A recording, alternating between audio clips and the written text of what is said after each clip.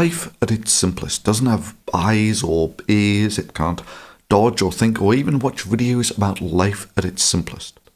It can only do one thing: replicate itself. Yep, life at its simplest is just a series of self-replicating chemical reactions. So really, in order to understand what life is, you need to understand some chemistry. Chemistry is a property of atoms, which make up pretty much everything that you see from day to day. Every person and parasite, every waterfall and wall, every tree, toad, carp, canyon, rose and rodent, every mountain and every mouse. Now, atoms are small.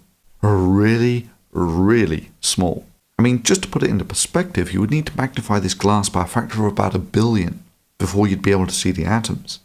Oh, so there you go. That's what a really small drop of water would look like. Well, not entirely.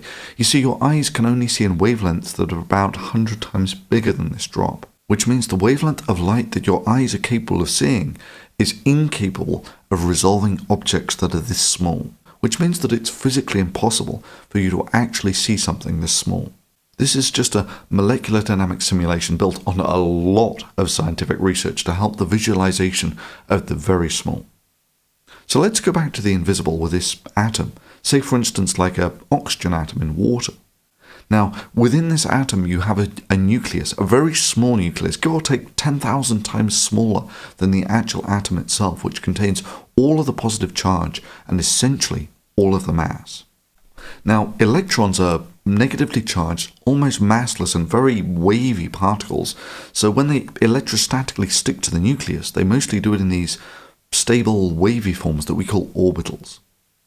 Now, sometimes it actually turns out that it's more favourable for two nuclei to share some electrons.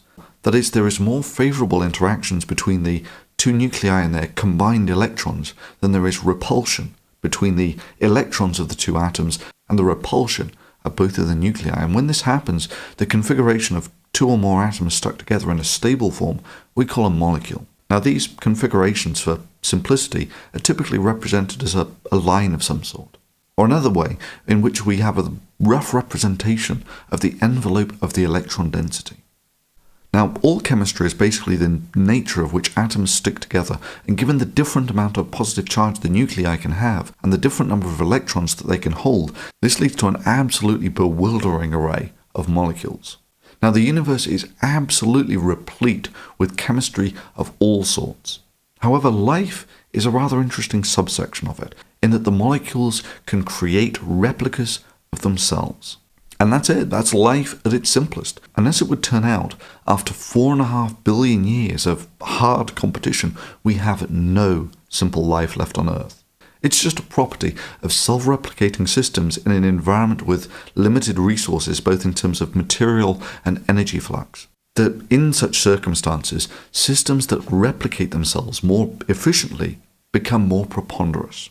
And also, after a few billion years of this chemical turmoil, of bonds breaking and reforming, of phase separation and dissolution, that one of the structures that has emerged is your brain. The very brain that's actually currently thinking about its very chaotic chemical heritage. Now, all the life that we've yet come across is intimately tied up with water and its rather unique properties.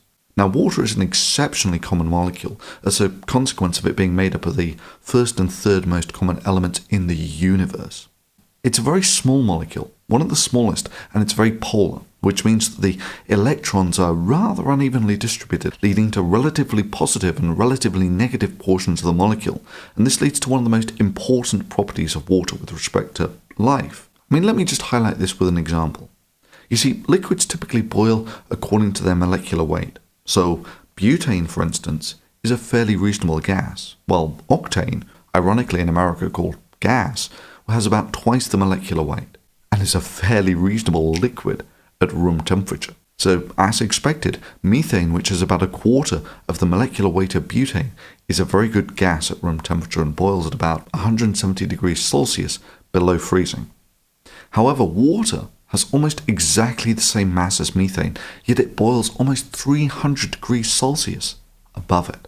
Now, this is because in methane, the electrons configure themselves in a very symmetric fashion, leading to very little potential for charge-charge interactions. You know, all that sort of like charges repel and opposite charges attract type stuff. However, with water, the electrons are really quite asymmetrically distributed, meaning that water has these really quite strong charge-charge type interactions between the molecules, and this leads to a great ability for the water molecules to stick to themselves and to other polar species, and this is critical in its role in life. So a reasonable metaphor here is that water is like a load of magnetic balls with a load of thermal motions, which I really can't represent here. But anyway, these magnetic balls stick together very well, whereas methane would be like a load of non-magnetic balls, which tend to fly apart very easily.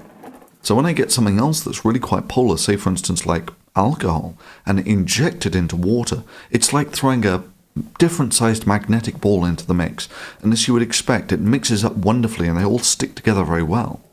However, if I add something that isn't polar, like for instance oil, the water wants to keep interacting with itself rather than with the non-polar substance, and this excludes the water and you get these two phases. And this is the really important bit. Water wants to stick to itself and expels things that it doesn't stick very well to.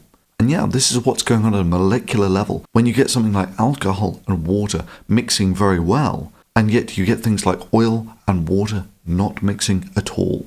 So life is cellular, and one of the features of cellular life is the cell membrane. Now this is made up of something that's really not that far from detergent, in that there's this polar group on one end that really likes to interact with water, and a long non-polar chain which the water molecules want to exclude. Fairly common terms for this. Hydrophilic means that it's water-loving, and hydrophobic means that it hates water.